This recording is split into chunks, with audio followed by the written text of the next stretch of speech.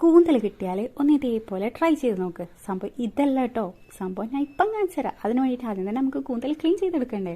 ഞാൻ പുറത്തുള്ള ആ തൊലിയൊക്കെ കളഞ്ഞ് ഈ ഒരു രീതിയിലാട്ടോ കട്ട് ചെയ്തെടുക്കുന്നത്. ഈ രീതിയിൽ കട്ട് ചെയ്തെടുക്കുന്ന ടൈം നല്ലപോലെ ക്ലീൻ ചെയ്യാൻ വിട്ടു പോകരുത്. അങ്ങനല്ല അതിനുള്ളിൽ ഒരു പശുപ്പൊക്കെ ഉണ്ടാവും, അതുകൊണ്ടാട്ടോ. ഇനി ഇതിലേക്ക് 1.5 ടീസ്പൂൺ കാശ്മീരി മുളക് പൊടിയും 1/2 ടീസ്പൂൺ മഞ്ഞൾപ്പൊടിയും പിന്നെ ആവശ്യത്തിനുള്ള ഉപ്പിടുന്ന ടൈം ശ്രദ്ധിക്കാട്ടോ. ഇനി ഇതിലേക്ക് 1/2 ടീസ്പൂൺ വിനാഗിരിയും കൂടി ഞാൻ ഒഴിച്ചു കൊടുക്കുന്നുണ്ട് കേട്ടോ. കുറച്ച് കരിവേപ്പിലയും കൂടി ഇട്ടുകൊടുത്ത് ഇതൊന്നും നല്ലപോലെ ഒന്ന് മിക്സ് ചെയ്യുക. വെളുത്തുള്ളിയും കൂടി ഇടാൻ വിട്ടു പോകരുത് കേട്ടോ. ആ വെളുത്തുള്ളിൻ്റെ ഒക്കെ ടേസ്റ്റ് വരുന്ന ടൈമിൽ നല്ല ടേസ്റ്റാണ്. പൊതുവെ എനിക്ക് വെളുത്തുള്ളി ഇഷ്ടമല്ല, പക്ഷെ എന്നാലും ഈ ഒരു രീതിയിൽ ചേർക്കുന്ന ടൈമിൽ നല്ല ടേസ്റ്റ് കേട്ടോ. ഇനി ഇതൊന്ന് അരമണിക്കൂർ റെസ്റ്റ് ചെയ്യാൻ മാറ്റി വെക്കാം. അതിനുശേഷം ഞാനിതാ ഈ ഒരു മൺചട്ടിയിലാട്ടോ ഇത് ഉണ്ടാക്കിയെടുക്കുന്നത്.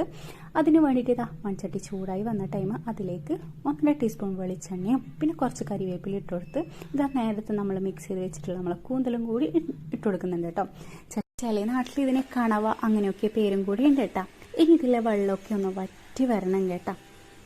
ഞാൻ അല്ലാണ്ട് ഇതിലേക്ക് വെള്ളം ഒഴിച്ചു കൊടുത്തതൊന്നല്ല. ഇനി ഇതൊന്ന് വറ്റി വരുന്നത് വരെ നമുക്കൊന്ന് വെയിറ്റ് ചെയ്യാം.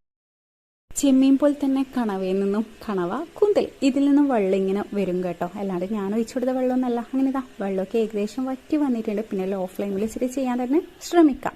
അങ്ങനെ പിന്നെ കൂടുതൽ ഇത് വേവിക്കാൻ നിൽക്കരുത് കേട്ടോ, അല്ലെങ്കിൽ ഇത് റബ്ബർ പോലെയാവും. ഇനി ഇതിലേക്ക് 1 ടീസ്പൂൺ കുരുമുളക് പൊടിയും കൂടി ഇട്ടുകൊടുത്ത് നല്ലപോലെ ഒന്ന് മിക്സ് ചെയ്യട്ടോ.